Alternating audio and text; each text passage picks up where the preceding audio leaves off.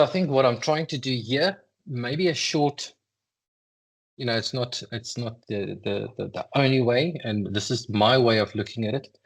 A lot of people look at it differently, but I think the most important part for me here is to get this right and to get to the naming of you can rule from the grave. The core principle is you need to take control.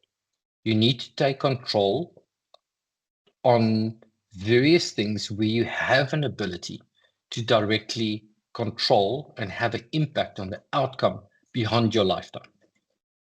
Now, it is true you can't rule from the grave, but you can have an impact by having various things in place that means there will be different outcomes beyond your lifetime if you had that control in place and where it was not in place.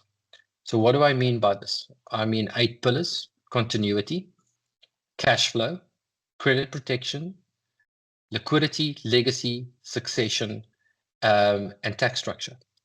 I think if we have all of these in place, sorry, the fourth one is contingency. I think that's the important part. If we have these in place, it really means there is a protection and stability. They are all interlinked.